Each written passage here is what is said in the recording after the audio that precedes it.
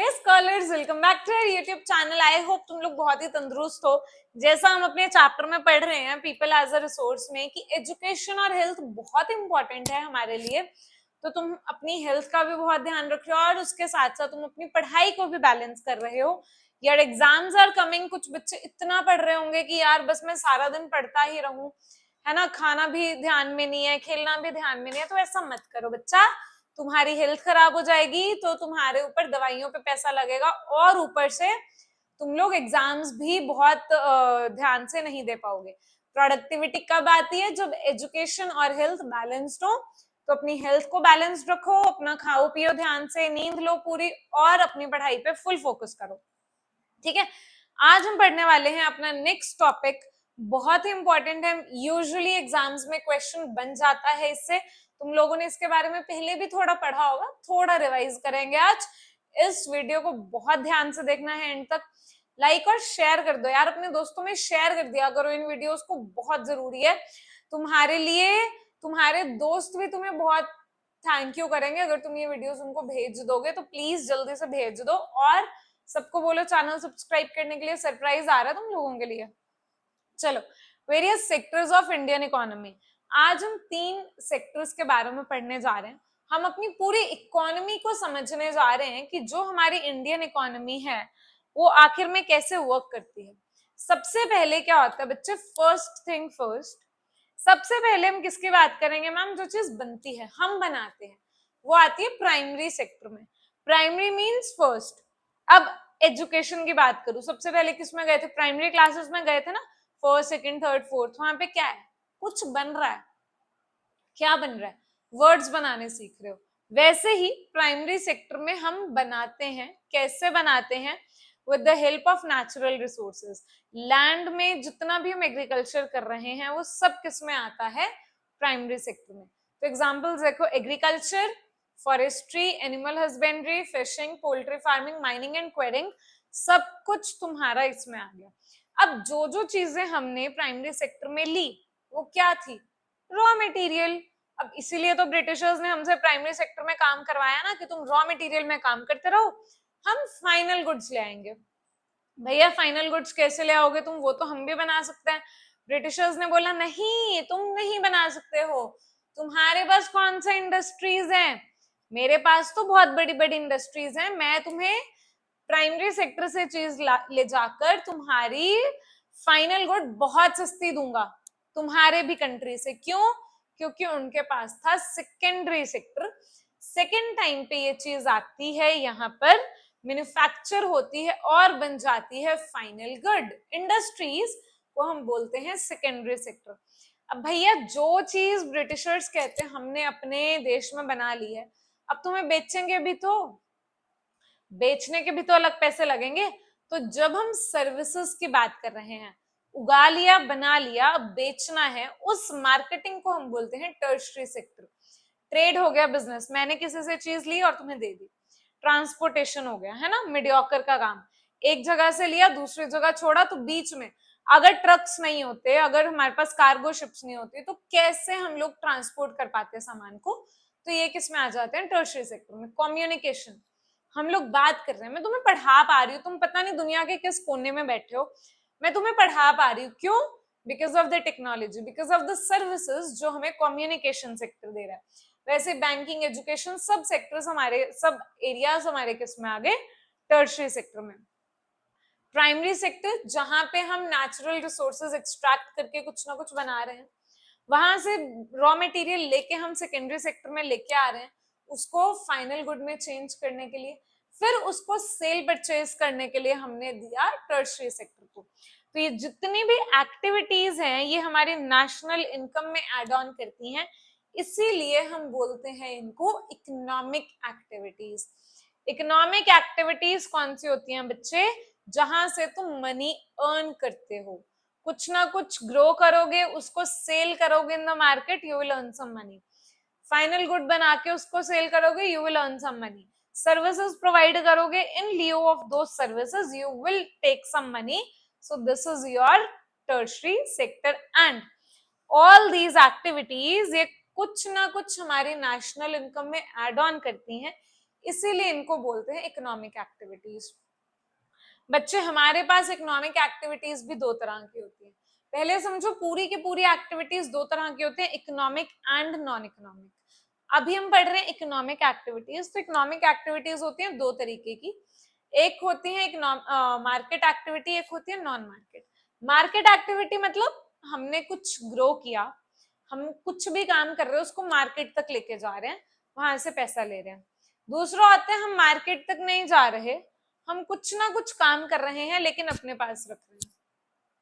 तो market activities कौन से होते हैं? These involves remuneration to anyone who performs, that is activity performed for pay और प्रॉफिट। कोई भी ऐसी एक्टिविटी जो हमने प्रॉफिट अर्न करने के लिए करी है उसको हम बोलते हैं मार्केट एक्टिविटी। जैसे गुड्स एंड सर्विसेज का प्रोडक्शन करना, चाहे अब देखो सर्विसेज का प्रोडक्शन करना, मैं तुम्हें सर्विस दे रही हूँ तो ये भी प्रोडक्शन ही हो गया, ठीक है। अब आ गया non market activity. Non market क्या होती है कि हम मार्केट तक नहीं जा रहे हैं, हम कुछ ग्रो कर रहे हैं अपनी सेल्फ कंजम्पशन के लिए। मैंने अपने घर के बाहर एक छोटे से पार्क में सपोज कोई पेड़ लगा लिया है ना, नींबू लगा लिया, तो अब वो लेमन जब आएगा, जब वो नींबू ग्रो होगा तो मैं उसको अपने पास रखूंगी या अपने कुछ दो चार रिश्तेदारों को, दोस्तों को दे दूंगी। लेकिन क्या मैं मार्केट में जा रही हूँ उसको सेल करने के लिए? ना। तो जब मैं मार्केट में नहीं जा रही, अपनी सेल्फ कंजम्पशन के लिए किसी चीज को यूज कर रही हूँ, वो होती है हमारी नॉन मार्केट एक्टिविटीज। अब देखते हैं हम बच्चे gender based division of labour. अब हम यहाँ पे क्यों पढ़ रहे हैं लेबर के बारे में? क्योंकि बच्चा हम लोग क्या कर रहे हैं, एक्टिविटीज की बात कर रहे हैं, हम कुछ ग्रो करने की बात कर रहे हैं। तो आखिर में मार्केट में ये सारे काम कौन करेगा? लेबर करेगी ना। चाहे तुम खुद लेबर बन जाओ, चाहे तुम बाहर से लेबर ले आओ, तो जो भी पर्सन काम कर रहा है वो क्या है? लेबर, ठीक है। तो अभी अगर हम बात करें विमेन की, हमने अपनी कंट्री में ना लोगों को डिवाइड कर दिया जेंडर के बेसिस पे। अब उन विमेन्स के बारे में देखते हैं जो सिर्फ और सिर्फ घर के काम को देख रही हैं, बाहर नहीं जा रही हैं, कोई कमा नहीं रही हैं, सिर्फ घर पे बैठ के घर का काम कर रही हैं, ठीक है। तो जैसे तुम लोगों ने पहले पढ़ा, जो हमने साकल और विलास के बारे में पढ़ा था, दोनों ही केसेस में जो मदर्स थी वो क्या थी? हाउसवाइफ्स थी। वो घर पे रहती थी, घर का काम देखती थी, कुछ अर्न नहीं कर रही थी। Sheila does the household work and is not paid for the service delivered in the family, ठीक है। जो भी उसको सर्विसेज दे रही है वो अपनी फैमिली में, सुबह उठ के काम कर रही है, सबसे जल्दी उठ के सबसे लेट सो रही है, तो उसको उस काम के लिए कुछ भी पे नहीं किया जा रहा। फिर आती है गीता, वो पे कर रही है, ठीक है, वो सेल कर रही है फिशेस इन द मार्केट, लेकिन उसको बहुत ही कम पे किया जा रहा है, paid for selling fish in the market as she enter the labour market, ठीक है। तो विमेन्स क्या कर रही हैं बच्चे? Womens are doing household works and are going to the market to earn money. अगर वो बाहर जाके मनी अर्न कर रही हैं तो उनको हम क्या बोल देते हैं? लेबर। मेन क्या कर रहे हैं? ये लोग सिर्फ फील्ड्स में काम कर रहे हैं, विमेन तो दोनों काम कर रही हैं, लेकिन जो मेल मेंबर्स हैं वो सिर्फ बाहर जा रहे हैं, अर्न कर रहे हैं मनी, और जितनी मनी अर्न की वो सारी अपनी फैमिली की नीड्स फुलफिल करने के लिए यूज कर देते हैं। Household work done by women is not recognised in the national income. याद रखना 1 मार्क के लिए बहुत इंपॉर्टेंट है कि जो वुमेन्स हाउस होल्ड वर्क करती हैं उनको हम नेशनल इनकम में रिकॉग्नाइज नहीं करते हैं, इसीलिए वुमेन्स को हमेशा कम पे किया जाता है एज कंपेयर्ड टू मेन। क्यों? क्योंकि ये समझा जाता है कि if it is a women तो सिर्फ और सिर्फ घर के काम कर सकती है, ठीक है। एजुकेशन स्किल्स और वुमेन, अब एक वुमेन है जिसके पास बहुत सी अच्छी एजुकेशन और बहुत स्किल्स है, दूसरे तरफ एक वुमेन है जिसके पास ना एजुकेशन है ना ही स्किल्स है। दोनों का डिफरेंस देखते हैं कि कैसा वुमेन में ही डिफरेंशिएशन क्रिएट कर दिया है। केस 1, वुमेन के पास ना तो एजुकेशन है ना ही प्रॉपर स्किल्स हैं, ठीक है। तो इनको सबसे पहले लो पे किया जाएगा, मेल मेंबर्स को सेम काम के लिए ज्यादा पेमेंट मिलेगी as compared to women. Most women work where job security is not there. अब कुछ वुमेन ऐसे भी हैं जो ठीक है कम पे भी काम करने को रेडी हैं, लेकिन इनके पास जॉब सिक्योरिटी नहीं है, इनको ये नहीं पता कि आज काम पे जाए मॉर्निंग में और इनको बोल दिया जाए कि आज से तुम्हारी छुट्टी, तुम काम पर नहीं आओगी, है ना। Various activities relating to legal protectionism में अगर जहां पे भी लीगल प्रोटेक्शन की बात आ जाती है वहां पे विमेन्स को ये प्रोटेक्शन नहीं मिलती है और एम्प्लॉयमेंट है बहुत इरेगुलर होती है। आज तुम्हारे पास काम है, कल नहीं है, हो सकता है 2 दिन के बाद मिल जाए, हो सकता है 2 महीने ना मिले। तो जिस सेक्टर में ये लोग काम कर रहे हैं वहां पर क्या है, इरेगुलर वर्क है और लो इनकम है। ये कौन सा सेक्टर है बच्चे, ये है अनऑर्गेनाइज्ड सेक्टर, जहां पर कुछ भी गवर्नमेंट के हिसाब से ऑर्गेनाइज नहीं है। इस सेक्टर में बेसिक फैसिलिटीज जैसे मैटरनिटी लीव हो गई या चाइल्ड केयर हो गया, अदर सोशल सिक्योरिटी सिस्टम, सब कुछ एब्सेंट है। तुम्हें अपने बच्चे का ध्यान रखने के लिए छुट्टी नहीं मिल रही, तुम्हारे बच्चा आने वाले, तुम्हें छुट्टी नहीं मिल रही, तुम्हें जॉब छोड़नी पड़ेगी। और कुछ और सोशल सिक्योरिटी सिस्टम्स हैं जैसे अलग से कुछ पैसे मिलते हैं, वो कुछ नहीं मिलता यहाँ पे विमेन्स को। क्यों? क्योंकि इनके पास एजुकेशन और स्किल्स नहीं है, तो जो इनकी इंपॉर्टेंस है सोसाइटी में वो कम हो जाती है इन द लेबर मार्केट, ठीक है। इसीलिए इनको कम पे भी कम किया जाता है। लेकिन दूसरी तरफ बिल्कुल अपोजिट पिक्चर देखोगे, विमेन के पास बहुत बढ़िया एजुकेशन है और उनके स्किल्स भी बहुत अच्छे हैं, तो इनको मेन के हिसाब से ही पे किया जाता है, मेन के इक्वल ही पे किया जाता है, कम नहीं पे किया जाता। तो ये किस सेक्टर में काम कर रही हैं बच्चे, ऑर्गेनाइज्ड सेक्टर में काम कर रही हैं। तो ज्यादातर वुमेन्स के लिए जॉब्स कहाँ कहाँ पे होती हैं, टीचिंग और मेडिसिन, ये 2 एरियाज ऐसे हैं, एजुकेशन एंड हेल्थ, जहां पर वुमेन्स को ज्यादा अपॉर्चुनिटीज मिलती हैं और तुम देखोगे कि ज्यादातर इन एरियाज में वुमेन्स ही वर्क करती हैं।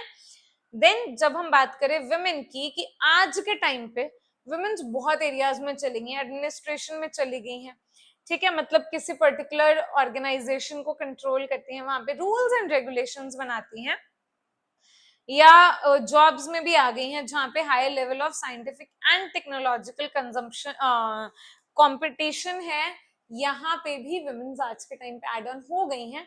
बिकॉज आज के टाइम पे अगर हम प्रेजेंट टाइम्स की बात करें, वुमेन्स और मेन को इक्वल एजुकेशन ही मिलती है। अपनी क्लासेस देख लो यार, तुम्हारी क्लास में गर्ल्स और बॉयज ऑलमोस्ट सेम होंगे, है ना। So that is the thing.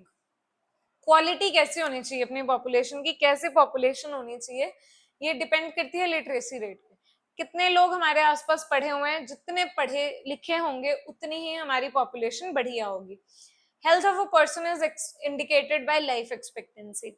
Life expectancy एक पर्सन की लाइफ कितनी है, ये 60 साल जिएगा, 70 साल जिएगा या 100 साल जिएगा, तो इस पे भी बहुत डिपेंड करता है। और ये किस पे डिपेंड करता है, हमारी हेल्थ पे। यहाँ पे क्या आ गई बच्चे, हमारी पॉपुलेशन बहुत ही बढ़िया क्वालिटी की हो जाती है अगर हम लोगों की हेल्थ पे फोकस करते हैं। अगर हम बात करें स्किल्स फॉर्मेशन की, अगर लोग बढ़िया स्किल्स लेंगे तो ऑब्वियसली वो पॉपुलेशन हमारी क्वालिटेटिव हो जाएगी। तो इस पॉइंट को ध्यान रखना। क्वालिटी ऑफ पॉपुलेशन क्या डिसाइड करती है, तुम्हारी कंट्री की ग्रोथ रेट। जितनी बढ़िया तुम्हारी कंट्री की पॉपुलेशन होगी उतनी बढ़िया तुम्हारी कंट्री ग्रो करेगी। तो literacy and healthy population are an asset, इस बात को याद रखना, एमसीक्यू कैसे भी घूम फिर के आ सकता है। सो that's it for this particular chapter, right. Chapter तो हम आगे कंटिन्यू करेंगे, अभी हम पढ़ेंगे हेल्थ और लोगों की एजुकेशन के बारे में। So that's it for this particular video. अभी I am going to begin with your, क्या बोलते उसको, live classes for English 9th and 10th and social sciences, जहां पे हम 1 शॉट्स पढ़ने वाले हैं। एक ही वीडियो में थोड़े से टाइम में हम पूरा का पूरा चैप्टर कवर कर लेने वाले हैं। एसएसटी में 1-1 घंटे की क्लासेस लेके आने वाली हूँ मैं, ऑलमोस्ट इवनिंग टाइम पे हम स्टार्ट करेंगे, अराउंड 5 या 6 o'clock का हम टाइम रखेंगे अपनी क्लासेस का। So stay tuned, make sure to click the bell icon ताकि तुम्हें सारे अपडेट्स मिलते रहें। एंड आई होप तुम्हें समझ में आया। Thank you, bye bye.